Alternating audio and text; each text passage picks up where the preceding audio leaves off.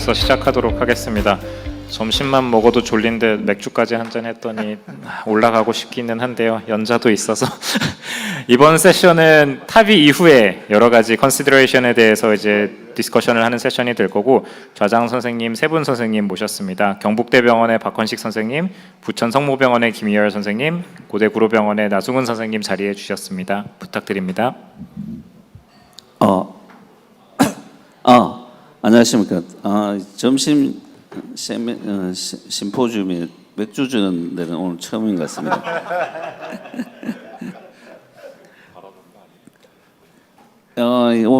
이번 세션은 포스트 타브 PCI, 타스크 랩터 애프터 타브라는 제목으로 네 분의 강의가 준비되어 있습니다. 나이가 이제 100세 시대가 되니까 밸브인 밸브와 옛날에 PCI, CAG는 그 네이티브 베슬만 잘했으면 됐고, 어쩌다가 KBG 했는 사람들 NGO 잘하는 게 문제였는데, 그게 좋은 실력이었는데, 이제는 탑이 한 사람에서 이제 어떻게 CAG 할 거냐, PCI 할 거냐, 이게 앞으로 큰 문제가 될 것 같습니다. 첫 번째 강의는 제가 소개해드리겠습니다. 첫 번째는 서울 성모병원의 성재호 선생님께서 케이스 탑이 플랜드 페이션트 위드 프락시마 LED 스테노시스 오브 인디터민드 펑셔널 시베리티에 대해서 강의해 주시겠습니다. 부탁드립니다. 네, 교수님 소개 말씀 감사합니다. 저는 서울병모병원 승재호고요. 제가 발표할 거는 케이스라서 좀 부담 없이 들으시면 될 것 같습니다. 제 뒤에 3명의 교수님들의 약간 기초가 되는 그냥 케이스들이라고 생각하시면 될 것 같습니다. 그래서 이제 타비를 시행할 환자인데, 이제 LED 스테노시스가 있고 그 펑셔널 시빌리티를 모를 때 이걸 어떤 전략으로 해야 될지 제가 간략하게 케이스 보여드리도록 하겠습니다.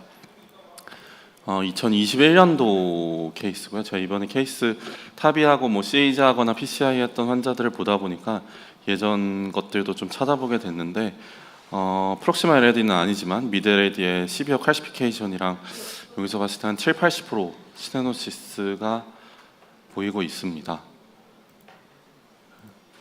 조금 확대해서 보시면요, 좀 확대하니까 뭐 70% 정도 칼슘은 심한 건 여전히 보이고, 이럴 때 어떻게 이거를 해야 할지 제가 생각할 수 있는 거는 다 한번 생각을 해봤습니다. FFR을 해볼 수도 있을 것 같고, PCI를 먼저 한 다음에 당일에 타비를 하든 다음날 스테이지드로 하든 타비를 할 수 있을 것 같고요. 일단 타비를 먼저 한 다음에 FFR을 하거나 PCI를 해볼 수 있을 것 같고, 우선 타비만 한 다음에 메디컬 트리트먼트를 좀 해보고 추후에 플랜을 결정할 수도 있을 것 같습니다. 이 환자 같은 경우에는 여기 사실 힌트가 있긴 한데요, 타비를 하려고 준비를 하고 CAG를 찍었었던 거라 타비는 어느 정도 준비가 되어 있었던 것 같고, 이 코로나리를 해결하기가 조금 어려울 거라고 생각이 되었었는지 우선 타비를 시행을 했습니다. 이게 밸브 인프로 하면서 조금 들어가긴 했는데요, 이게 커미셜 퓨전이 있던 환자기는 한데 밸브가 조금 깊숙하게 들어가기는 했고요. 딜레이드 컴플리트 AV 블락이 와서 페이스메이커도 넣게 됐습니다. 주말도 끼고 해서 결국엔 일주일 뒤에 PCI를 하게 됐는데요. 그 영상에 남아있는 이 인게이지 영상만 한 4-5개가 될 정도로 인게이지가 조금 쉽지 않았었던 것 같습니다. 아마 이런 영상이 몇 개나 남아있냐를 가지고 인게이지가 얼마나 어려웠는지를 판단할 수 있을 것 같은데요. 결국에는 완벽하게 인게이지된 영상은 없었고, 다음 영상은 아마 와이어링을 먼저 해서 인게이지를 조금 더 시킨 것 같습니다. 익스텐션 카테터도 쓴 것 같고요. 그래서 벌룬을 열심히 NC로 여러 차례 해봤는데 넓어지지가 않습니다. 아이브스 보고 한 영상도 있는데 거의 인서클링 칼슘처럼 심하게 되어 있고, 벌룬 한 영상도 한 4-5개 계속 벌룬을 하는데도 인덴테이션이 해결이 되지 않는 상황입니다. 결국에 이 환자는 로타를 했고요.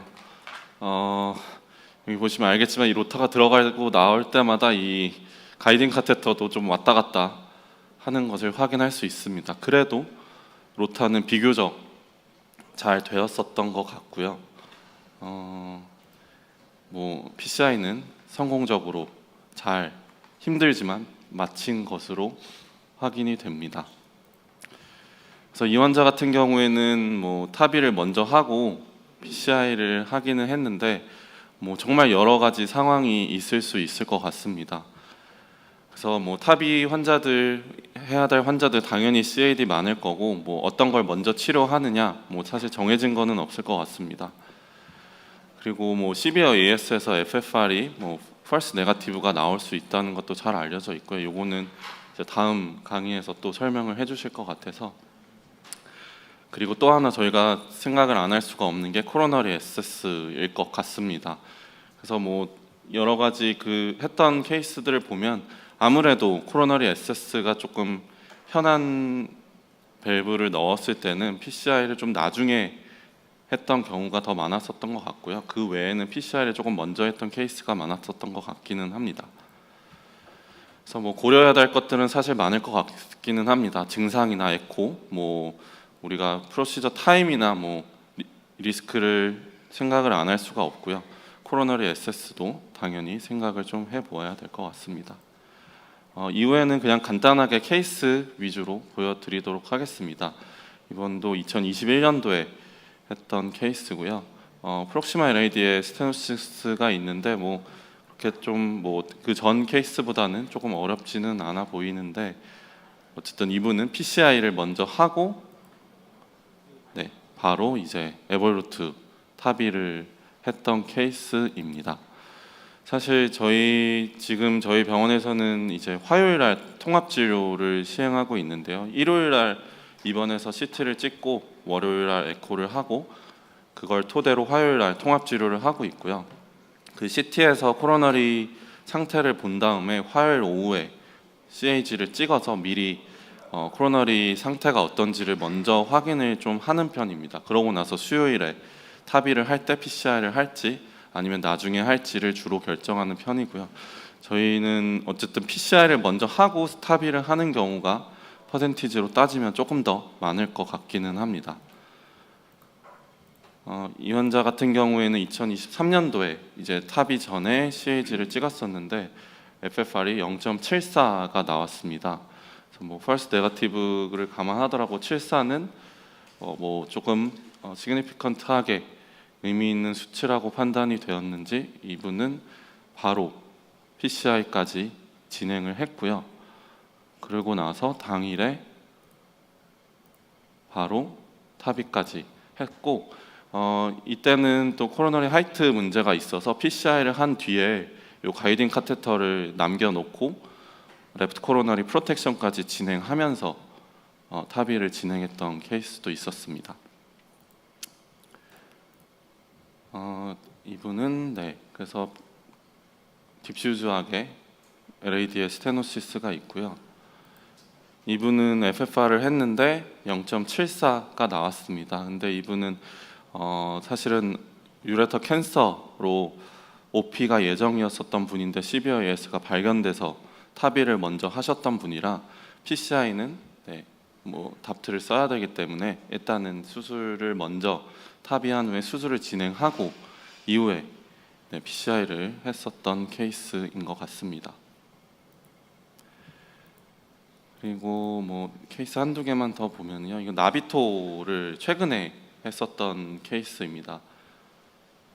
아무래도 코로너리 액세스가 조금 편할 거라고 생각을 하셨는지 사실은 당일에 이렇게 타비를 하고 FFR을 했던 케이스는 정말 없었던 것 같은데 찾아보니까 나비토를 한 그 당일에 바로 CAG를 찍고 타비를 한 후에 CAG를 찍고 FFR까지 했던 케이스도 있었습니다. 그 이후에 스테이지드 PCI는 진행했던 케이스도 있었고요.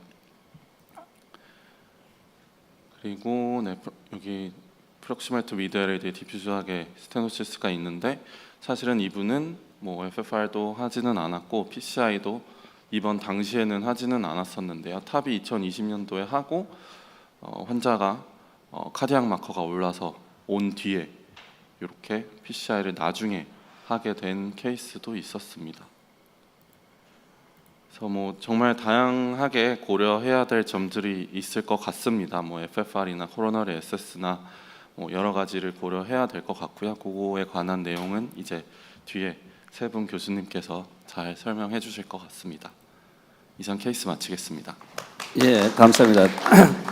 탑 이전으로 다양한 PCI 케이스를 보여주신 것 같습니다. 다음은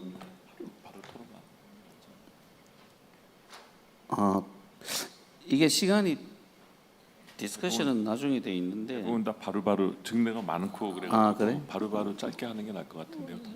오케이. 그러면 이 우리 패널 패널 조사님들에서 김태원 사님. 네, 그 케이스 잘 봤습니다. 그 첫 번째 케이스 메인은 괜찮았나요? 메인이 아이브스에서 네, 저도 사실 CAG 보고는 메인에 네. 문제가 있을 거라고 생각했는데 여기서는 조금 그래 보이는데요. 이게 나중에 찍은 거에서는 조금 더 별로 안 괜찮아 괜찮아 보였던 보이는데. 거로. 근데 이센트릭하고 안 좋아 보여가지고. 제가 사실 아이브스 영상을 조금 넣으려고 하다가 아이브스에서 괜찮은 걸로 판단이 돼서 아마 그때 진행하지 않고 끝낸 걸로. 아마 랩터 메인이 엘립티칼해서 아마 스파이더 뷰에서는 좀 뭐 괜찮게 보였었고 이쪽 뷰에서는 좀 좁게 보이고 하는 이쪽 뷰에서는 좀 시그니피컨트하게 보여가 저거는 놔뒀냐 이래 궁금했었는데 예. 근데 패널 사님들은 이거 프리 PCI 한다 어떻게 생각해요? 프리 PCI, 프리탑이 나중에 이렇게 하겠다. 대부분 보면 저 칼슘도 많고 저거 처음부터 노타까지 할 가능성이 아주 높아 보여서 그냥 처음부터 한다고 다 생각을 할 텐데. 제 생각에는 일단은 이제 뭐 탑의를 해야 되는 환자들한테 CAG를 루틴하게 이제 하는 병원도 있고 저희는 그냥 코로나 CT 찍어서 괜찮으면 루틴하게는 하지는 않았는데 그냥 제 생각은 뭐 맞는지는 모르겠지만 탑의를 하든 안 하든 코로나를 해서 만약에 저 리전을 내가 무조건 치료를 해야 되겠다는 생각이 든다 하면은 탑이 이전에 치료를 하는 게 맞고 그 다음에 저 병변은 내가 충분히 봐도 되겠다 하면은 굳이 손을 안 대고 이제 메디컬로 가든지 그러니까 그런 식으로 이렇게 하는 게 맞지 않을까 저는 개인적으로 그렇게 생각을 하고 스트래티지는 그렇게 하고 만약에 이제 뭐 진짜 탑의를 해야 그 PCI를 해야 되는데 굳이 어렵게 탑의까지 하고 나서 그 다음 날 스테이지로 걸기 힘든데 거기 걸고 로타 하고 이렇게 하는 거는 조금 이제 하는 입장에서도 너무 좀 힘들고 당하는 입장에서도 힘들지 않을까 그런 생각이 좀 듭니다. 박은혜 선생님? 그 박용환 교수님 의견에 동의를 하는데 만약에 PCI를 해야 되는 상태면은 이제 먼저 하고 뭐 다음 스테이지로 하는 게 더 안전하고 좋다고 생각하는데 그 말씀하신 것처럼 서울 성모병원이 만약에 그 일요일에 입원해서 뭐 월요일에 뭐 CT 찍고 이런 식으로 하는 게 정해진 스케줄이시라면 이게 만약에 뭐 환자가 에코에서 10여 보이면은 무조건 일요일날 입원시켜서 그렇게 정해진 스케줄대로 하시느라 이런 고민이 발생하시는 건지. 네, 조금은 뭐 사실 저희가 그렇게 보통은 하고 있기는 하고요. 보통은 그래서 저희도 사실 봤을 때는 PCI가 필요하다고 생각이 들면 PCI를 먼저 하는 경우가 훨씬 거의 대부분이기는 합니다. 제가 아닌 거를 사실 찾느라 조금 애를 먹기는 했었는데요. 일부러 좀 아닌 케이스를 찾아보려고 했었는데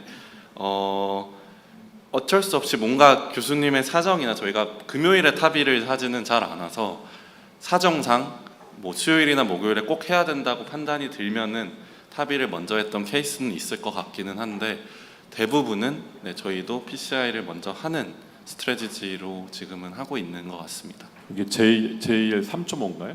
네? JL 3.5? 6 가이딩, 7 가이딩. 왠지 7일 것 같고요. 이게 네. 이런 경우 저기 D2가 안 막혀서 다행인데 로타하고 뭐 풍선하고 스탠트 넣었다 막히면 또 바이프로케이션 매니저 해야 되고 막 복잡할수록 먼저 할 것 같은데 처음에 안 한 게 좀 이해가 안 되는. 근데 일단 지금 모든 보여준 케이스들이 전부 다 셀프 스펜딩인데 네. 왜 그렇게 하나요? 제가 사실 또 그래서 벌룬 익스펜더블을 찾으려고 했는데 사실 벌룬 익스펜더블은 코로널 SS가 상대적으로 좀 쉬워서 벌룬 익스펜더블인데 액세스가 조금 어려웠던 케이스가 있을까 해서 찾아봤는데 그거는 조금 찾기 힘들고 저희가 조금 벌룬 셀프 익스펜더블 비율이 조금 전체적으로 높았었던 거는 맞기는 합니다. 그래서 사실은 뭐 케이스의 어려움이나 이런 거를 생각했을 때 제가 주로 셀프 익스펜더블 케이스로 가져오기는 했습니다. 그러니까 프리타버에 사실 PCI 해놔도 이 TLR 가능성도 3에서 5%, 뭐 어떤 쪽 리인터벤션 할 가능성이 있는 거고 모더레이트 CB에서 디노브 프로그레션 가능성이 있어서 탑이 먼저 하고 나중에 본다 해도 그리고 또 할 가능성이 있고 그거를 생각해서 밸브 셀렉션 해야 하는 게 옳지 않은가 생각이 들어서 아주 특별한 조건 아니겠어요? 탑의를 하려고 환자가 심톰이 뭐 넌스테미거나 정상이 안자이나면 뭐 탑 이전에 뭐 PCI 하면 되는데 문제는 탑이 하려고 입원했는데 심톰도 탑이고 코로나 아테리 디지즈는 그냥 이벨루에이션 한다고 했는데 보더라인 나오면 이게 제일 골치 아플 것 같아요. 이거 미리 하고 하나 안 하고 하나 뭐 차이가 없을 것 같은데. 그게 이제 제가 드리려고 하는 말씀 중에 대개 이제 심텀 자체가 안자이나인지 디스프니아인지 시비어 AS 환자들의 코로나리 증상이 확실한 게 있으면 모르겠는데 이게 코로나리도 굉장히 애매모호한 앰비밸런트한 그런 상태면은 이제 차라리 좀 더 우리가 그냥 AS가 없는 사람들 PCI 하는 그 가이드라인보다는 좀 더 넓은 인디케이션을 가지고 미리 코로나리 트리트먼트를 하는 것들을 고려해야 되지 않을까. 이게 이제 증상 자체만으로는 안자이나가 있으면 금방 선택하는 데는 문제가 없는 경우가 대부분이겠죠. 그러니까 거기에 대한 정확한 이밸리에이션을 할 수 있는 펑셔널 어세스가 마땅치 않다. FFR 받고는. 예, 또 다음 강의에 그런 또 내용이 있으니까. 예, 다음 연자 소개시켜드리겠습니다. 다음 연자는 서울성모병원의 이관용 교수. 제목은 Pre and Post TAVI FFR Discordance May QFR be the Solution 에서 강의해 주시겠습니다. 예, 부탁합니다. 네, 소개 감사드립니다. 제가 시작하기 앞서서 옆에 세션이 좀 늦게 끝나가지고요. 승재 선생님 케이스를 못 봤는데 그래도 뭐 디스커션 하시는 거 보니까 제 강의가 좀 관련이 된 것 같아서 예, 시작해 보겠습니다.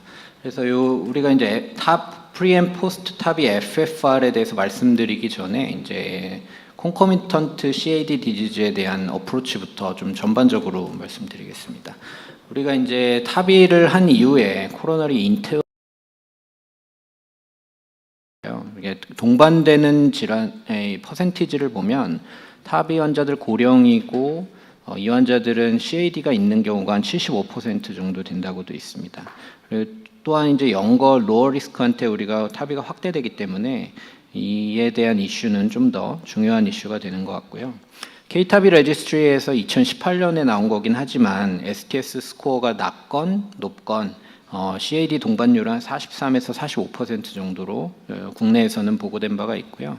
CAD가 있을수록 당연할 수도 있지만 모탈리티는 증가하는 것으로 메타아나리시스에서 보고가 있었고 이런 신텍스 스코어가 높은 환자일 경우에 이제 시비어 CAD가 이제 신텍스 스코어로 만약에 정의를 했을 때도 하이어 원이어 모탈리티를 보이는 것을 볼 수가 있습니다. 그렇다면 리바스클라리제이션이 임상 아웃컴을 좋게 할 수 있느냐에 대해서는 이제 예전 연구들에 보면은 이 클리니컬 베네핏이 크게 보인 연구가 잘 없습니다. 그래서 5년까지 본 이런 프로스펙티브 레지스트리 한 600명 가지고 한 연구에서 탑이 이후에 보았더니 카디오베스큘라 데스에서는 이제 PCI를 하거나 안 하건 차이가 별로 없었고요. 그렇지만 오히려 이제 만약에 이제 컴플리트 리바스클라리제이션을 했을 때는 누메리컬하게는 좀 도움이 되더라라는 보고가 있었고 이제 다른 레지스트리들도 베른 레지스트리 뭐 1000명, 2000명 이렇게 모아본 것에서도 보면은 그래도 어쨌든 하이 레지듀얼 신텍스 스코어라는 것은 어쨌든 인컴플리트 리바스클라리제이션 했다는 것인데 그런 경우에 좀 더 모탈리티가 높더라라는 보고는 있었습니다. 그래서 아마도 컴플리트 리바스클라리제이션 했으면 베네피셜하지 않았을까 이런 게 이제 이때 당시의 컨선이었고요. 2021년도에 RCT가 하나 나왔었는데 액티베이션 트라이얼이라고 여기서도 이제 RCT에서 보았을 때도 PCI를 한 것이 메디컬과 비교해서 이제 데스와 리하스피탈라이제이션까지 포함을 했어도 디퍼런스가 잘 없었고요. 오히려 블리딩만 올리더라라는 보고가 있었습니다. 그래서 어쨌든 고령 환자 이제 우리가 노악 쓰고 이런 것도 항상 블리딩 때문에 다 트라이얼이 망했는데 그래서 어쨌든 이 환자들은 PCI를 했을 때도 쇼텀하게 한 1에서 6개월만 다트를 쓰고 그 다음에 이제 싱글로 가고 이제 오랄 안티코아귤레이션 인디케이션이 환자도 한 3개월 미만만 DPI로 쓰고 그 다음에 오랄 안티코아귤레이션을 쓰는 것이 좀 권고가 되고 있는 사항이고요. 가이드라인에서 PCI에 대해서 이제 코멘트들을 보면 이제 프록시말 세그먼트의 70% 이상일 때만 좀 2A이고 레벨 오브 에비던스도 좀 낮죠. 이렇게 권고를 하는 추세고 이제 70% 이상이거나 FFR이 0.8 미만일 경우에 고려해봐라. 근데 33 이상의 신텍스 스코어를 가진 환자의 경우에는 캐비지 플러스 사바를 권고한다고 되어 있습니다. 근데 최근에 이제 RCT가 하나 새로 나왔습니다. 2024년 12월에 NEJM에 실린 데이터고 노션 3 트라이얼입니다. 그래서 타비를 시행한 AS 환자에서 FFR이 0.8 미만 이하이거나 이제 다이아미터 스테노시스가 90% 이상인 정말 필요한 환자죠. 450명을 대상으로 했을 때 컨저버티브 트리트먼트와 비교해서 PCI가 해저드 레이쇼 0.71에 p-밸류 0.04로 유의하게 우리가 이제 컴포짓 아웃컴의 인시던스를 낮춘 것을 볼 수가 있습니다. 블리딩은 PCI 그룹이 좀 높았습니다. 그래서 이 데이터를 바탕으로 이제 PCI의 근거가 좀 생겼고요. TCW라는 이 연구가 또 2024년 12월에 란셋에 실렸는데요. 타비 플러스 PCI vs 사바 플러스 KBG 환자입니다. 그래서 요게 재밌는 게 신텍스 스코어가 아주 높은 환자만 들어간 게 아니고 이제 신텍스 스코어의 메디안 값이 13, 12 정도입니다. 그래서 이런 환자 대상으로 했을 때도 FFR 가이디드 PCI가 KBG 플러스 사바보다 좀 좋은 아웃컴을 보여준 재미있는 연구가 실려서 소개드립니다. 그러면 이제 이 탑이 FFR 가이드 PCI가 피저블 한 거냐에 대해서 또 연구들이 있는지 보자면 이제 우리가 이제 이 연구는 2019년에 꽤 옛날이죠. 나온 연구였고 이제 N수 자체가 많지는 않습니다. 216명 환자를 대상으로 FFR vs NGO 가이디드 PCI를 보았을 때 이제 FFR 가이드 PCI가 좀 더 메이스 프리 서바이벌이 낮은 것을 볼 수가 있고요. 높은 걸 볼 수가 있고요. 최근 또 이제 재밌는 데이터가 발표됐죠. 유로 PCR 2025년에 올해 발표된 연구고 파이타비라는 스터디인데 320명의 타비 환자를 대상으로 하였고 한 50% 이상의 스테노시스가 있는 환자입니다.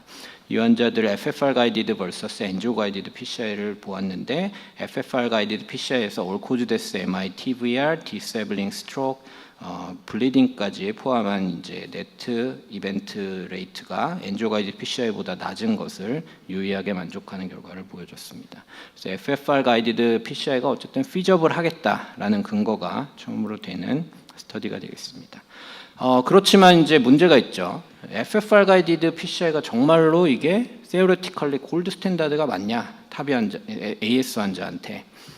그걸 케이스를 좀 보여드리겠습니다. 81세 남자 환자고 디스미아 NIH4 클래스 디스미아고 시비어 AS고 LAD에 보면 디퓨즈하게 그래도 이제 트리터블한 인터미디에이트 디지즈가 있는 환자인데요.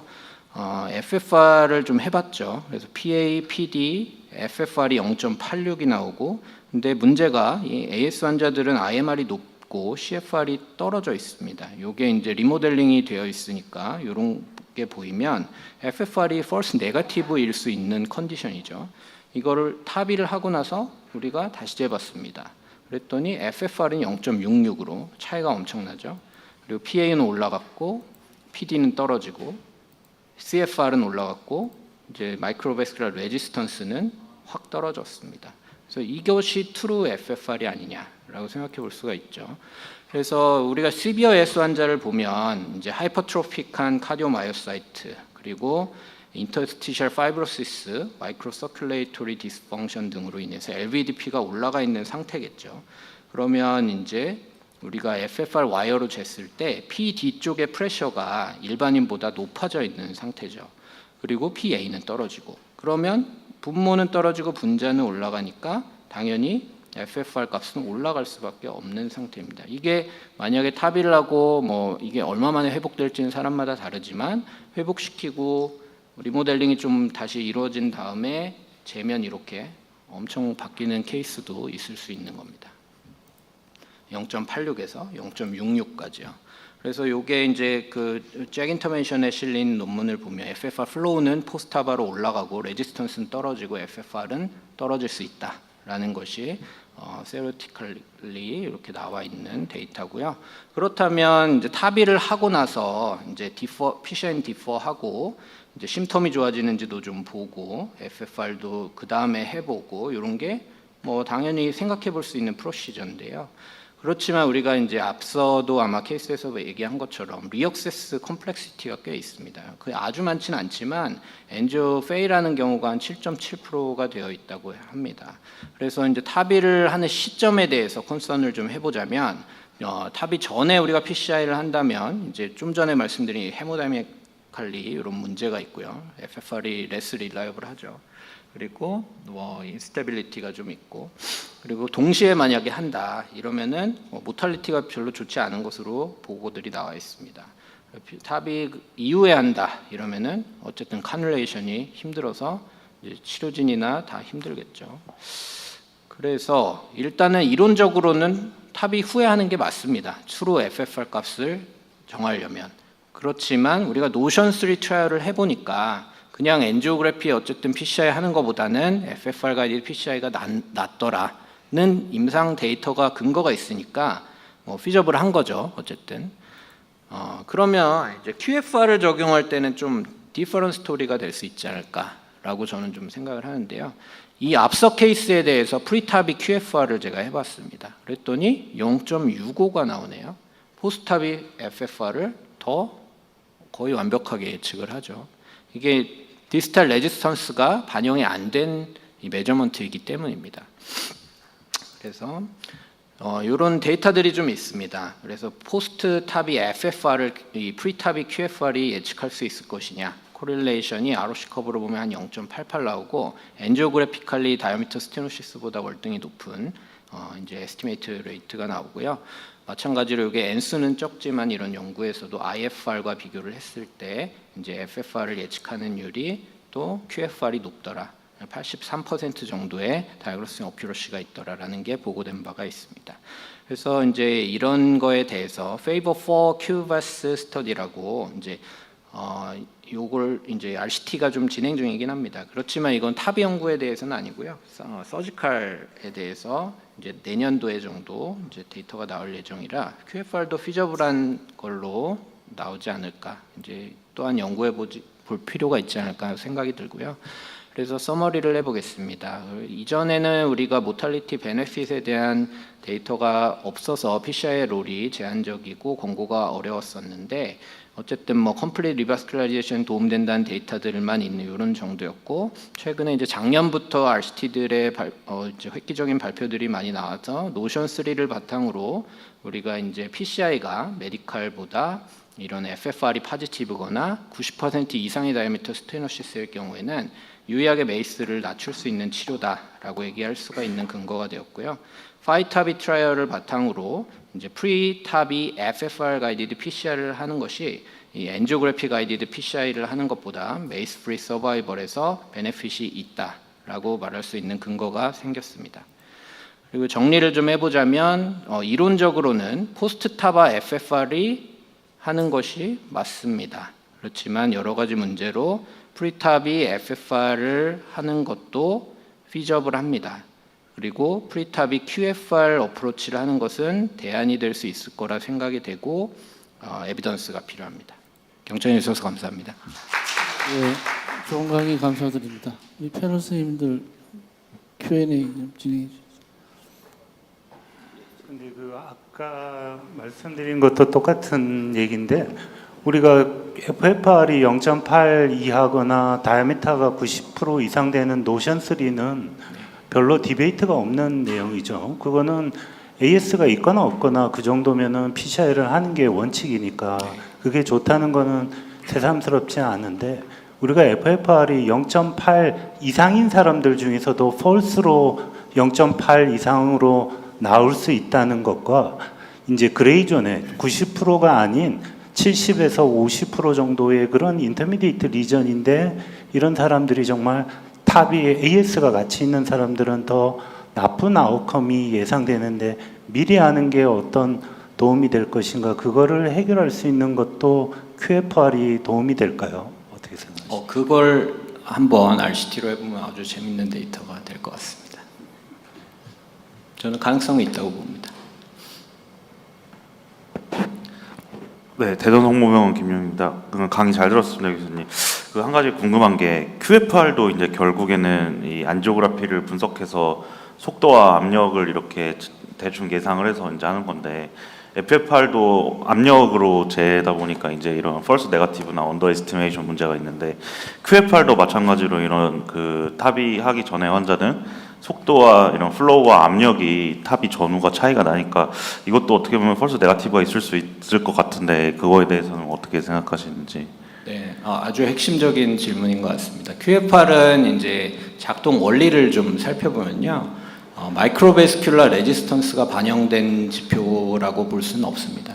그게 이제 실험 데이터를 기반으로 해서 우리가 이제 벨로시티와 이제 지오메트리 이제 다이아미터 스테노시스 정도를 변수로 넣고 거기에 이제 우리가 잘 알고 있는 그 압력 프레셔 디퍼런스 그 공식에다가 개수를 이제 실험 데이터 기반으로 넣어놓은 이런 장비거든요.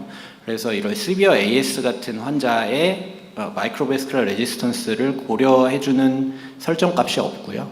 네, 그래서 일반적인 환자라고 가정을 했을 때의 데이터를 내주는 게 QFR입니다. 그래서 보면 이제 3D 지오메트리가 딱 그 디스탈 한 2.0mm 정도 다이아미터에서 끊기거든요. 네, 그러고 계산을 하는 거기 때문에 IMR이 반영되지 않는 지표입니다. 그래서 오히려 이 지오메트리에 의한 프레셔 드롭을 만을 계산해 줄 수 있는 거죠. 근데 또 다르게 생각해 보면은 이제 ICMP에서도 이제 동일한 이 조건이 적용이 되는데 좀 이게 고민이 좀 많아질 수 있습니다. 이제 ICMP 환자가 이제 버라빌리티가 없는 환자인데 그러면 그 환자는 우리가 평소에 이 노말 사람이 이 요구하는 조건 정도의 플로우가 필요할 것이냐? 아니어도 이 환자는 어차피 그걸 열어준다 그래서 우리가 베네핏을 못 보잖아요. 연구들에서 보면 그런 것처럼 이제 그 마이크로베스큘라 레지스턴스 정도를 반영한 FFR 지표만으로도 이제 디퍼하는 것이 괜찮다. 뭐 이런 식의 얘기를 할 수 있는 거죠. 그렇다면 시비어 AS도 비슷할까? 근데 저는 아니라고 생각하는데 재밌는 게 좀 전에 제가 케이스를 보여드린 게 ICMP에서 바이어빌리티가 열어줘도 돌아오지 않는 환자와 시비어 AS인데 열어주면 이건 바뀌지 않습니까? 그래서 리모델링이 좀 안 오는 환자도 있겠지만 더 많을 것으로 저는 생각이 돼서 이때는 조금 디퍼런 스토리라고 생각하고 그거까지 고민을 해보면 QFR 가이디드가 ICMP는 안 먹을 것 같은데 AS는 재밌겠다 이런 생각이 듭니다. 결국은 최윤 선생님 얘기하신 것처럼 뭐 아주 이거 시그니피컨트하다, 뭐 재나만하다 이런 거는 그냥 여지가 없는데 지금 프리탑이 그러니까 제 생각에 기본 프리탑이 FFR이 지금 디스코던트, 프리탑이 포스트 탑이 FFR하고 이 QFR하고 벌리데이션이 잘 돼 있다.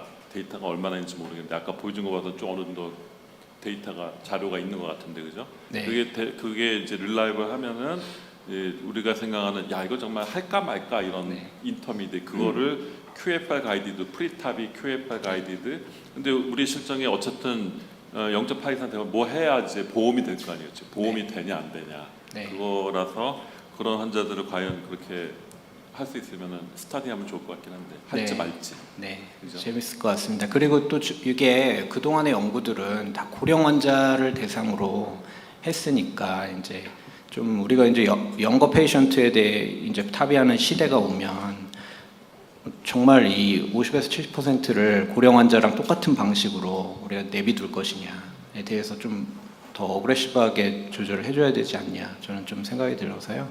그것도 앞으로의 미래에서는 특히나 이런 프로시저가 중요할 것 같습니다. ESC 데이터 들었지만 해서 나쁠 게 없고 컨서버티브보다는 좋은 거 아니에요. 그래서 약간 야 이거 할까 말까 할 때는 하는 게 더 좋지 않나. 네, 근데 그게 아까 그 노션 3도 그렇고 우리가 항상 PCI가 메디컬을 이기기가 참 힘든데요. 노션 3를 보면 이게 또 70% 이상 스테노시스랑 벌서스 한 게 아니고요. 90% 환자들하고 이제 요런 FFR 파지티브랑만 비교를 했기 때문에, 그리고 파이타비 연구가 또 FFR 가이디드가 엔지오그래피 가이디드를 이겼지 않습니까? 그건 또 이제 이것도 정치적인 폴리티컬한 이슈인데, 메디칼은 50% 이상 스테노시스에 엔지오그래피 가이디드 PCR 다 한 겁니다. 그러니까 모탈리티랑 블리딩이 올라가죠. 50%에다가 다 해놨으니까. 여기는 FFR라고. 그게 이제 좀 참 RCT들도 참 폴리티컬한 이슈들이 있어서 해석하는데 주의가 조금씩 필요합니다. 예, 이관영 선생님 수고하셨습니다. 네. 네. 다음 넘어가겠습니다. 다음은 서울성모 오규철 교수가 My experience of chronic cannulation in patient implanted with self-expanding valve. 예, 부탁드립니다. 네, 소개 말씀 감사드립니다. 제 짧은 익스피리언스를 가지고 3년째 똑같은 제목으로 발표를 강요하시는 장 교수님께 그 앞서 맨 첫 세션인 첫 강의랑도 좀 연관성이 있긴 한데요. 그 사실 코로나리가 뭔가 나중에 해야 될 것 같이 의심이 되고 하면 일단 밸브 셀렉션을 잘 해야 되겠고, 보여주셨던 승재호 교수가 보여주었던 그런 케이스들은 한동안 저희가 뭐 여러 가지 이유로 사피엔을 잘 안 쓰던 시기 있었던 것이기도 하고, 제가 조금 더 강조하고 싶은 건 전 지난 테크니컬 아스펙트만 주로 말씀드리기는 할 건데, 그 셀프 익스펜더블을 넣었는데 뭔가 이제 응급 상황이 생겨서 해야 되는 그런 경우들이 사실 예측을 할 수는 없습니다. 그럴 때 이제 조금 이런 것들을 미리 예측해서 밸브 넣을 때 고민할 것들, 그리고 이제 실제로 막 딱 들였을 때 해결해야 될 것들, 그리고 이제 마지막 킥까지 얘기를 하겠습니다. 사실 뭐 당연하지만 이 코로나리 아테리 디지즈와 이제 시비어 AS 둘 다 이제 나이가 들면 들수록 많아지고 뭐 콜레스테롤도 관련이 있고 하다 보니까 뭐 거의 시비어 환자들 그리고 하이리스크 환자에서는 거의 70-80%가 동반되어 있는 것으로 알려져 있고, 이 TAVI를 한 다음에 코로나리 아테리 디지즈 해결하려면은 뭐 앞서도 보셨지만 여러 가지 문제점들이 있습니다. 액세스부터 뭐 시간 등등 굉장히 많은 문제들이 생기는데요. 그래서 이제 뭐 여러 가지 그 1번에서 한 7번 정도까지 보여줬지만, 쉽게 생각하면은 먼저 할 거냐, 같이 할 거냐, 나중에 할 거냐, 요 세 가지로 나눌 수 있을 것 같습니다. 뭐 먼저 하는 게 마음은 제일 편할 건데, 이제 뭐 환자를 2번, 3번 찔러야 된다는 점, 같이 하면은 시간 많아지고 조영제 많이 쓰인다는 거, 나중에 하면은 이게 아예 실패할 수도 있다는 그런 위험들이 있고요. 사실 저도 한 10년 이제 안지오를 열심히 찍은 것 같고, 이제 작년부터는 좀 덜하나 싶었더니 다시 또 많이 하고 있는데, 그냥 네이티브 코로나리 실패 못 찍는 경우는 진짜 한 손으로 꼽을 수 있을 것 같은데, 타비는 결국에 하다가 한 환자들 안지오는 하다가 그냥 피그테일로 가끔 찍고 나오는 경우도 있긴 합니다. 실제로도 이런 특히나 셀프 익스펜더블 밸브 측면에 있어서 시간 자체도 굉장히 많이 차이 난다는 것을 확인을 할 수가 있습니다. 78세 이 환자 아마 그 앞서 제 첫 시간에 마지막 케이스 환자 같은 환자일 겁니다. 제가 했던 환자인데 78세 남자고요. 숨 차서 왔는데 예전에 MI가 있었고 이 PL 브랜치, 제가 이거를 알았던 게 코일 엠볼라이제이션한 흔적이 있습니다. 지금 보면은 AFib 있었고, 환자는 시비어 AS입니다. Vmax 4.3, 프레셔 그레디언트 51, AVA 0.6의 시비어 AS고 EF는 괜찮으셨고요. 처음에 이제 요 당시에는 저희가 거의 CAG를 다 했었던 것 같습니다. 2021년도, 2020년도 넘어갈 때는 CAG를 다 프리타비로 했었고, 기본이 레디알 JL 3.5입니다. 저희는. 그래서 찍으면은 보면은 디퓨즈하게 LAD 리전은 있긴 한데 뭐 심하지는 않습니다. 그때 판독도 한 50% 줬고, 서크는 괜찮고, RCA 예전에 이제 MI 히스토리가 있고, 여기 코일 엠볼라이제이션 되어 있는 거 있고, 스텐트는 아마 여기 디스탈에 있는 것 같습니다. 그래서 이러고서는 뭐 보면은 이제 하트페일리어 상태여서 피그테일도 들어가 있고, 타비를 했습니다. 에볼루트로 타비 다 문제 없이 잘 끝났고 환자 퇴원하셨습니다. 그러고 나서 3개월 있다가 또 숨차고 몰솜니아 이제 밥 못 먹는다고 응급실에 오셨는데, 이때 랩을 보면 아까 이렇게 보여줬는데 스케인비 올라가 있고 트로포닌 올라가 있고 MI가 왔습니다. 그런데 이제 밸브 그 에코 자체에서는 뭐 탑이 밸브에는 문제는 없고 인펙티브 엔도카다이티스도 아니고 안지오를 다시 해야죠. 안지오를 다시 하는데 일단은 페모랄 어프로치로 들어갑니다. 뭐 레디알로 먼저 하고 바꿨었는지 제가 정확하게 기억은 안 나는데 일단 페모랄로 오프렌치 JR4는 뭐 라이트는 잘 걸리는데 레프트 잘 안 걸립니다. 좀 더 이제 그 사이너스보다 위에서 지금 계속 접근을 하고 있는데 잘 안 걸리고 JL4로 오프렌치로 시도를 했고 근데 어떻게 해서 잘 걸었습니다. 걸었는데 사실 처음이랑 영상이랑 거의 차이는 안 보이긴 합니다. 근데 뭐 그래도 이제 여기서 이 각도에서 보면은 앞서서는 요 프록시말이 그렇게 심하진 않았는데 코달에 보면 이제 프록시말 LED 리전이 조금 진행했나 싶어서 요게 이제 PCI를 진행을 하게 되고요. 뭐 마찬가지로 가이딩 이제 그 셀 자체가 크지 않아서 그리고 어려운 디피컬트 케이스가 아닐 거라고 생각이 돼서 6프렌치 JL4로 NC하고 스텐트하고 뭐 다 문제 없이 하고 환자들은 잘 퇴원한 이런 해피 다이그노스틱 걸 때 잠깐 빼고는 간단하게 했는데 또 그렇지 않은 분들도 있는데요. 비슷하게 75세 여자고 뭐 시비어 ASO가 있고 고혈압 있고 흉통으로 내원을 해서 에코 해보면은 마찬가지로 Vmax 5.3에 프레셔 그디언트 68, AVA 0.6, 이제션 프레션도 조금 뭐 월모션도 있어 보이긴 하는데 심하지는 않은 그런 환자가 되겠고 다이그노스틱을 찍어 보면은 이분은 프록시멀 미드 LAD에 리전이 좀 있습니다. 리전이 있고 서크는 괜찮고 RCA는 뭐 심하지는 않고 그런데 일단 그 당시에는 탑이 먼저 했습니다. 아마 지금 하시면은 뭐 이렇게 에볼루트를 하실 거 벌룬 익스펜더블을 하실 것 같기도 한데 이 당시에는 일단 셀프 익스펜더블 밸브를 넣어서 탑이 잘 됐고 보면은 사이너스 코로너리 사이너스는 꽤 커가지고 이게 거는데 크게 문제는 없겠다. 그러니까 일단은 그 리액세스는 좀 어려울 수 있더라도 코로너리 뭐 컴프로마이즈는 되지 않겠다라는 그런 그 당시에 생각은 있었을 것 같고 마찬가지로 3개월 팔로업에서 문제 없고 6개월 지난 시점에 다시 흉통이 있다고 오시는데 보면은 뭐 라이트는 그래도 뭐 역시나 JR4로 오프렌치로 거는데 크게 문제는 없고 이때는 레디알로 들어갔었던 것 같습니다. 근데 레프트는 보면은 3.5 라이트 레디알 이제 레프트 3.5로 하고 있는데 이게 아까 사진 보셨으면 알겠지만 이쯤에서 나가는데 계속 그 위에서 헤매고 있습니다. 지금 아마 심지어 얘는 그 밸브 바깥에서 지금 왔다 갔다 하고 있는 것 같은데 잘 안 걸립니다. 보면 여기 뒤에서부터 들어가서 이제 와이어를 넣어 보면은 이게 밸브 바깥쪽에서 왔다 갔다 하는 것 같고 근데 어떻게 하다가 이제 보면은 이제 와이어를 계속 이제 그 테르모 와이어를 안에 넣은 상태로 왔다 갔다 하다가 탁 걸려가지고 마지막에는 캐뉼레이션이 되고요. 찍어 보면은 LED 프록시멀 미드 LED가 조금 더 진행한 거 아닌가 싶은 그런 소견이 보이긴 합니다. 증상이 있고 다른데 문제는 없어서 PCI를 하자고 말씀을 하셔서 진행을 했고 이분 같은 경우 이제 가이딩은 6프렌치 똑같이 JL 3.5로 하려고 그러는데 절대 안 걸립니다. 이게 완전히 바깥에서 지금 이 저킨이 이 밸브 안쪽으로 들어가서 놀아야 되는데 계속 바깥쪽에서 놀고 하면서 안 걸리고 있고요.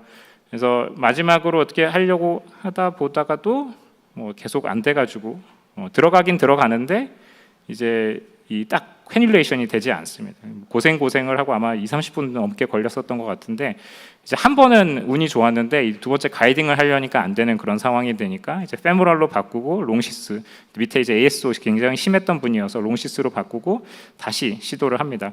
어떻게 거의 근처까지 가가지고 이제 갔는데 마찬가지로 이게 잘 안 되니까 이제 낚시를 시작을 합니다. 낚시 근데 잘 돼가지고 휙 들어가니까 그 다음에는 이제 앵글을 바꿔서 이게 어디 들어갔는지 확인을 해보니까 이제 레무스로 들어가 있습니다. 그래서 뭐 익스텐션 카테터 쓰고 와이어 하나 더 써서 LED에 넣고 그다음에 뭐 PCI는 그 이후에 문제 없이 진행을 하게 됩니다.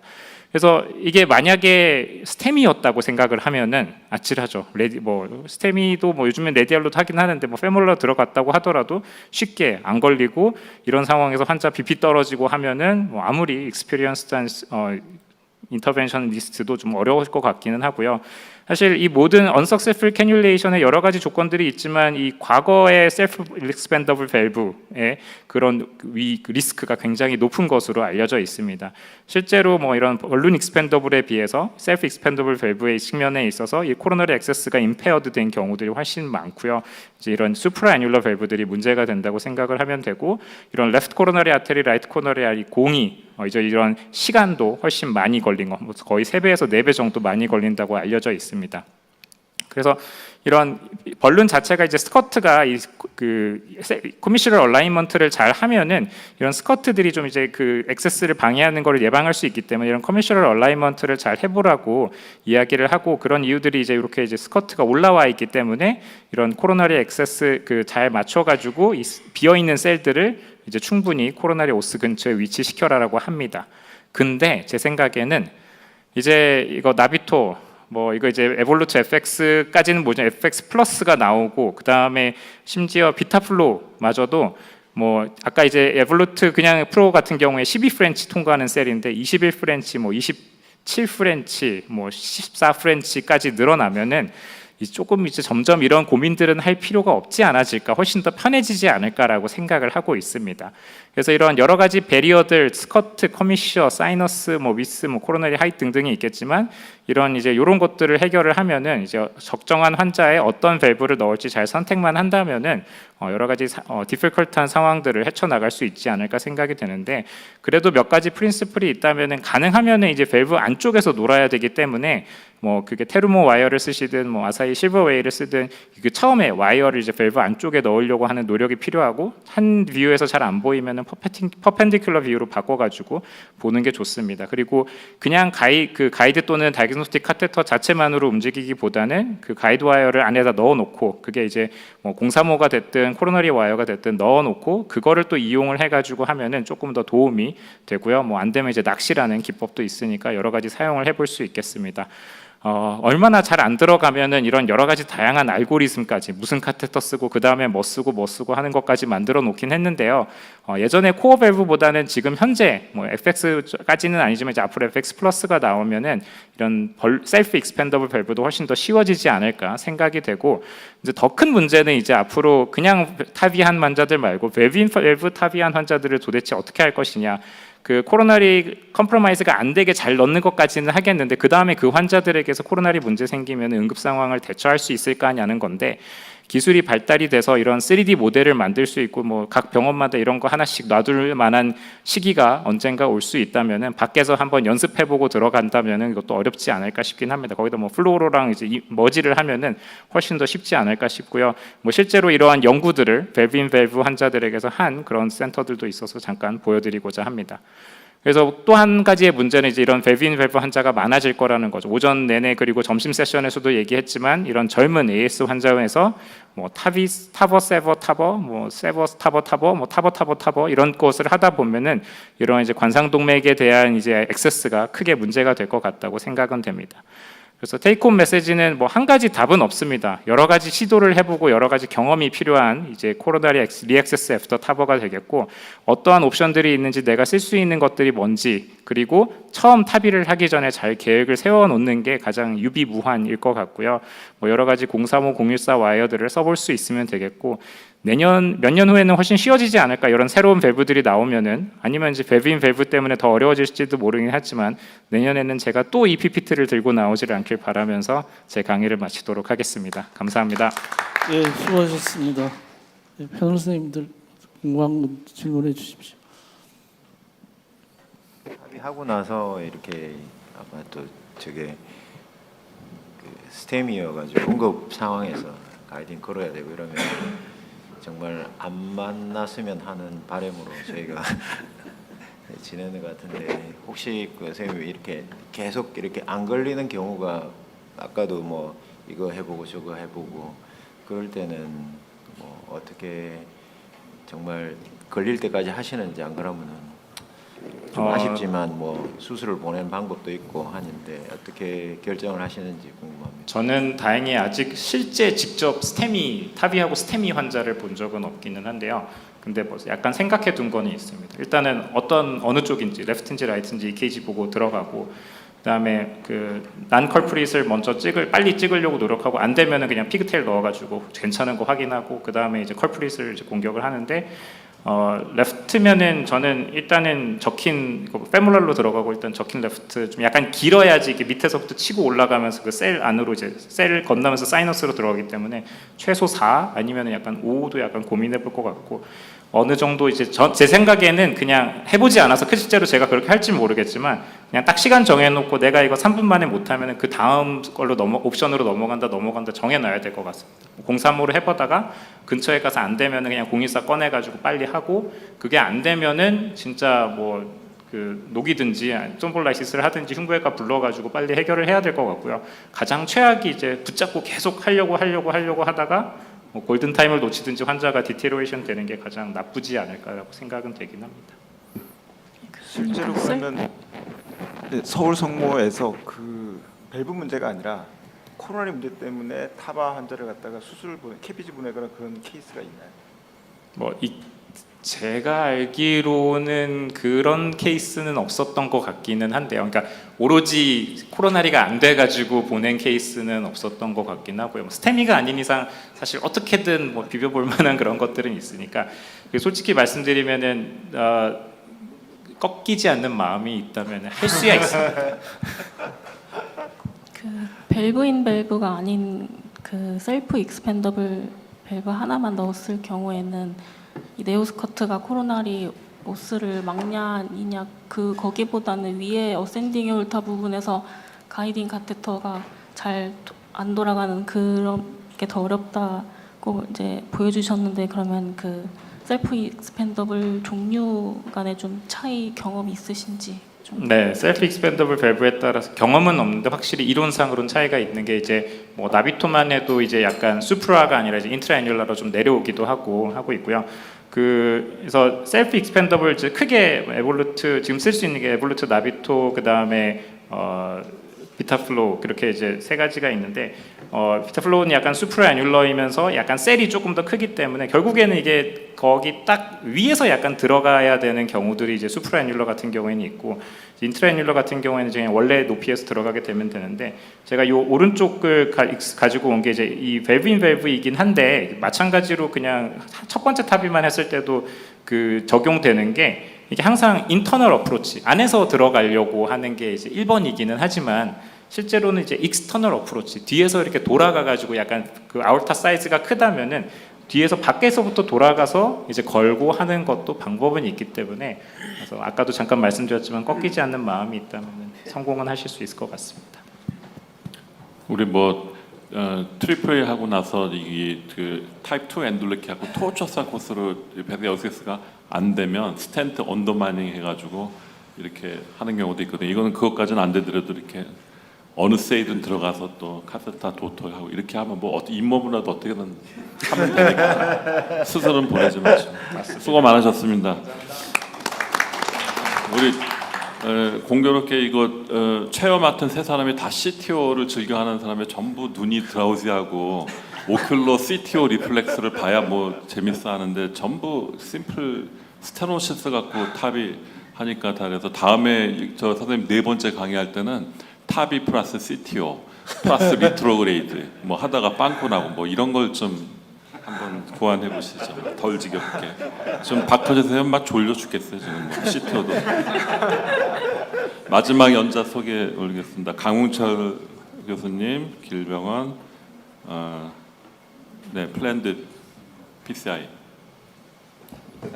네, 제가 말씀드릴 건 이제 타비 환자들에서 CAD 오늘 계속 나온 얘기죠. 매니지먼트는 이제 나는 어떻게 하고 있는지에 대해서 뭐 얘기를 하라는데, 크게 다를 건 없습니다. 그래서 이제 그 케이스를 좀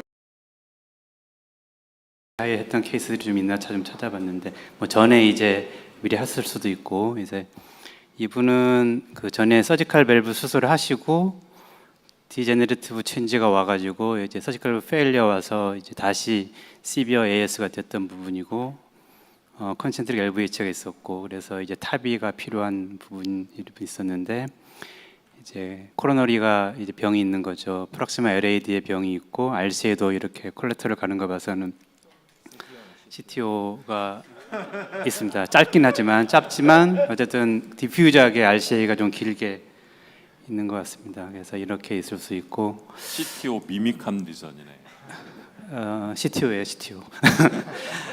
이분은 다른 이제 83세 여자분이시고, 역시 시비어 AS가 있고 이제 CT를 찍어봤는데, 물론 다 CT를 찍으니까 이제 멀티포컬하게 스테노시스입니다. 칼시피케이션이 아주 심하고 정확히 CT 가지고는 그 시비어리티를 평가하기 어려우니까 보통 엔지오를 우리가 하잖아요. 그래서 보면 프락시마 LAD는 뭐 인터미디얼 리전, 그다음에 서크 쪽에 병이 좀 있고, 그다음에 RCA도 디퓨저하게 좀 병이 있으면 미드에 병이 좀 있고, 그래서 이렇게 코로너리가 동반된 환자들이 있습니다.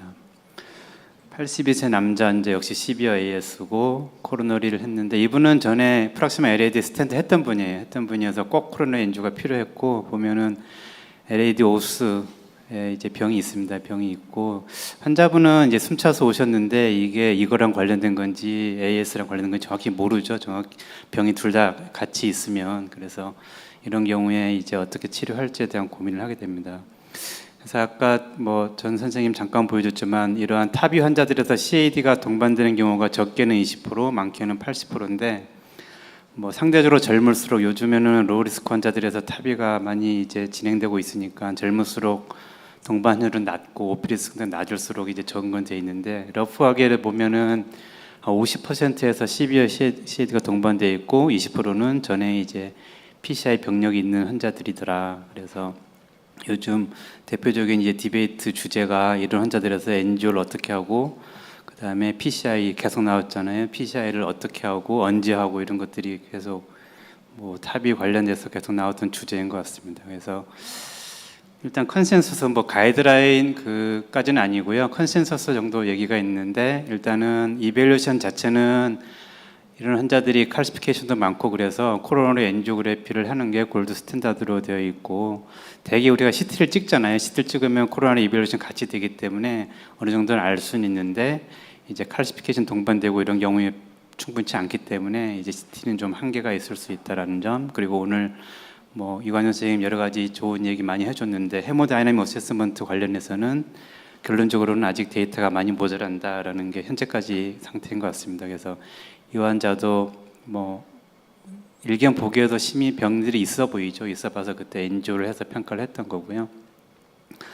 그래서 그 헤모다이나믹 어세스먼트에 대해서는 뭐 간단히 이제 그 문제점이 뭐냐면, 시비어 AS가 있는 경우에는 LV 아이플로 옵스트럭션이 있고 EDP가 올라가 있고 그다음에 하이퍼트로피가 있기 때문에 정상적인 코로너리 플로우를 정확히 평가하기가 어렵다는 거죠. 탑이하기 전에는. 그래서 이걸 가지고 평가하기가 어렵다는 게 현재까지 컨센서스고, 포스트 타비는 뭐 크게 달라질 건 없으니까 어쨌든 프리 타비에서 이러한 이밸류에이션, 헤모다이나믹 어세스먼트를 가지고 평가하는 거는 아직까지는 조금 어렵다라는 게 중론인 것 같습니다. 그래서 인베시브 코로너리 엔지오그래피가 골드 스탠다드로 되어 있고, 현재 이제 그 이러한 리스크 팩터가 하나 이상 있으면서 카디오바스큘러 디지즈 히스토리가 있는 경우, 그다음에 여러 가지 검사에서 마이오카르디얼 이스케미아 에비던스가 있는 경우, LV 디스펑션이 있는 경우, 그리고 남자 40세 이상, 그리고 여자 포스트 메노포자리니까 우리가 하는 타비 환자들은 다 해당된다고 볼 수 있죠. 그러면 모든 환자들을 이제 코로너리 엔지오를 해봐라라는 게 이 가이드라인에 따르면 그렇게 되어 있고요. 이러한 피지올로직 어세스먼트에 대해서는 역시 얘기한 대로 문제가 있고, 이제 컷오프 밸류가 명확치 않다는 거죠. 프리 타비에서 시행했을 때. 그리고 이제 CTC 같은 경우에는 뭐 이미지가 아주 훌륭하고 상대적으로 리스크 낮은 환자들 같은 경우에는 도움이 되겠지만, 아까 서두에 얘기했지만 한 50%가 CAD가 동반돼 있고 PCI 병력인 환자들이기 때문에 가능하면 엔지오를 해보고 확실히 하는 게 좋겠다라는 게 현재 뭐 컨센서스 같습니다. 그리고 치료를 어떻게 할 거냐 그러면은 이제 당연히 ACS 같은 경우에는 뭐 PCI를 당연히 해야 되겠죠. 그 컬프릿 리전에 대해서는. 그 다음이 이제 시그니피컨트한데 스테이블한 CAD 환자들은 어떻게 할 거냐가 이제 퀘션입니다. 그래서 이런 환자들에서 모든 환자들이 할 건지, 아니면은 탑이하기 전 동시에 하고 나서 할 건지, 그다음에 피지올로직 가이드 PCI가 도움이 될 건지, 그리고 하게 되면 컴플리트 리베스큘레이션 할 건지, 이런 것들이 이제 퀘션인 거고요. 현재까지는.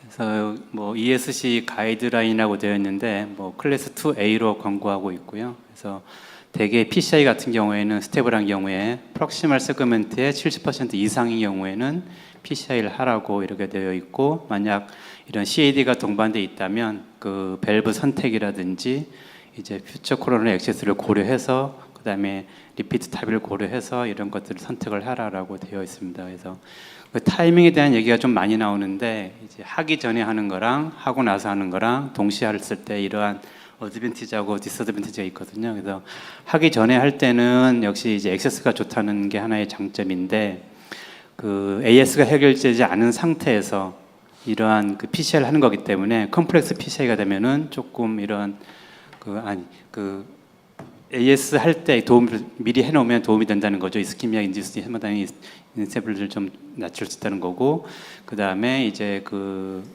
따로따로 PCI랑 탑을 따로따로 하기 때문에 콘트라스트 볼륨을 줄일 수 있다. 하지만 단점으로는 아까 얘기한 그런 그 헤모다이나믹 어세스먼트가 이제 부정확할 수 있다는 거고, 그 다음에 이제 그 AS가 있는 상태에서 PCI를 한 거기 때문에 PCI 자체가 좀 위험할 수 있다는 거 된 거고, 탑이 이후에 하게 된 경우에는 아까 모른 그런 헤모다이나믹 어세스먼트가 좀 릴라이블하다.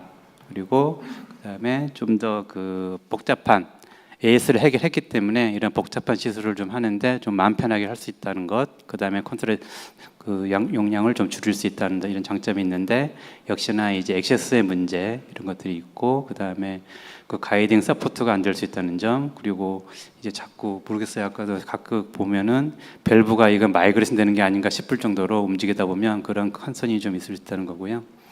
그다음에 동시에 하는 경우가 있는데 이제 비용도 줄이고 이런 같은 아터리 액세스를 사용하기 때문에 환자 입장에서는 좀 편할 수 있죠. 근데 뭐 컨트라스트 볼륨이 증가돼서 AK가 증가한다든지 프로세스 타임이 길어지고, 그다음에 DAPT를 쓰게 되면서 블리딩 리스크가 증가할 수 있다, 이런 각각의 이제 장단점들이 이렇게 좀 있는 것 같습니다.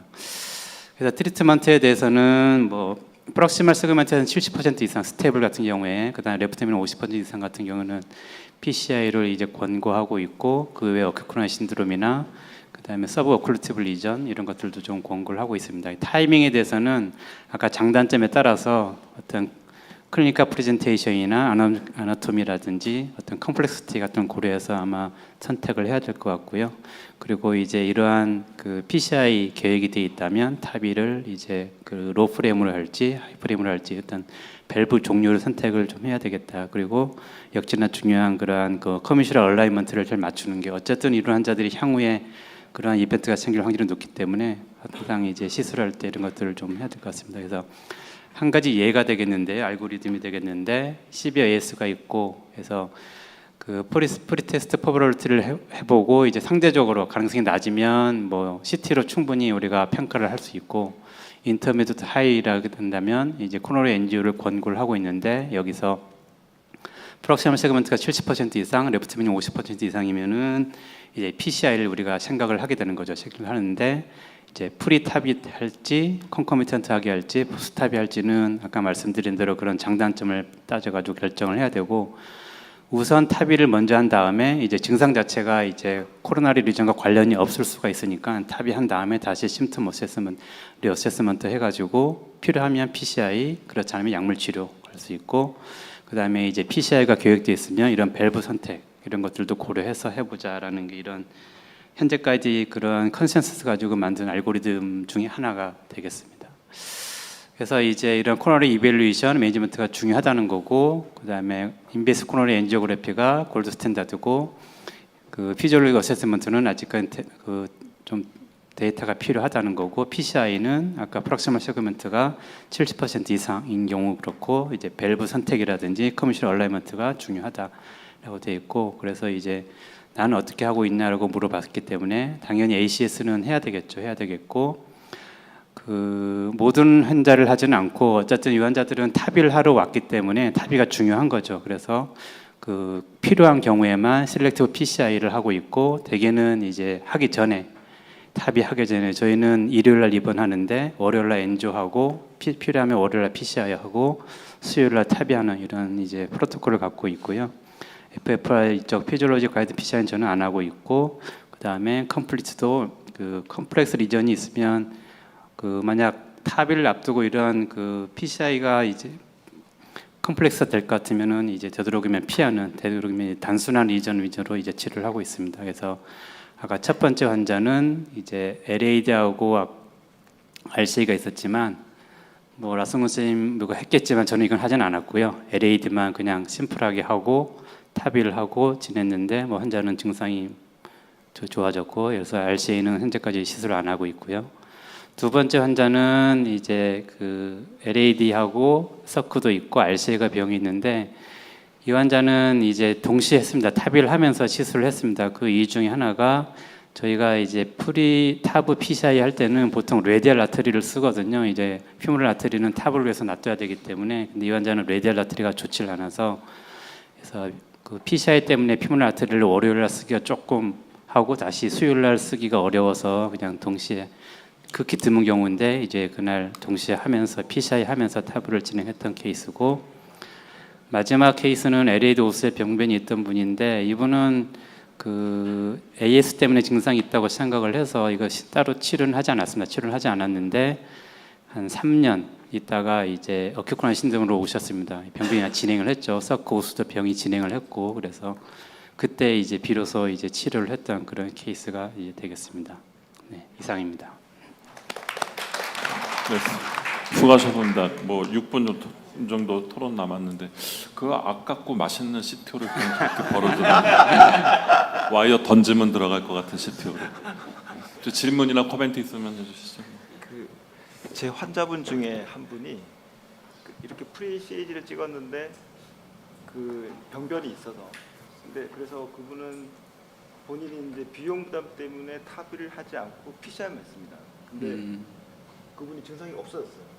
그러니까 증상이 뭐였는데요? 시비어 AS였던 거였고 환자 증상은 코로나 때문에. 체스트 페인이었나 보죠?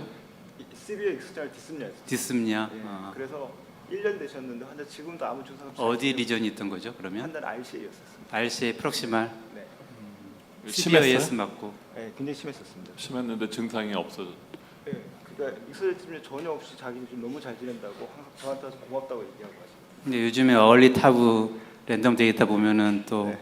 타브를 하는 게 좋다고 돼 있어서 모르겠습니다. 어떻게 될지. 그럼 비용이 되면 아마 하지 않을까 싶습니다. 근데 그 환자는 그걸 기대하고 하신 거예요? 아니면 증상 좋아질 거라 생각하고? 아니요, 그 환자가 처음에 그 비용 때문에 못 하시겠다 그래가지고 일단 PCR 탑의 자체를 로 못 한다 그래서 가지고. 최 당사사님 뭐라도 물어보실 거 없었어요?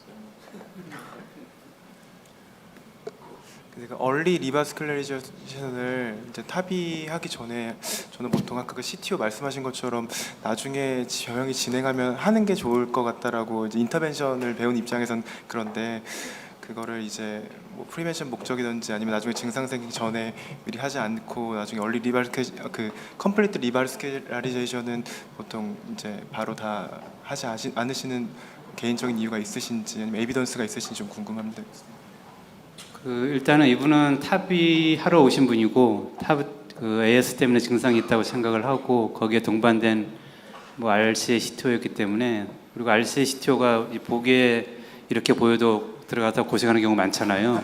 그래서 저 괜히 하고 손댔다가 문제돼 가지고 결국 타브도 못 하고 CTO도 망가지고 이러면은 그럴까봐 또 87세고 그래서 그런 걸 고려하면 저는 우선 순위를 둬야 된다고 생각을 하거든요. 그래서 만약 타브를 하고 나서 증상이 남아 있다면 그때 해도 이제 문제 없지 않을까 싶어서 그렇게 보통 컴플렉스 PCI는 되도록이면 안 하는 분위 쪽으로 하고 있습니다. 원래 CTO 하는 사람들은 일반 PCI나 CTO나 아무 차이가 없기 때문에. 네. 저희가 CTO 한 사람은 아니어서요.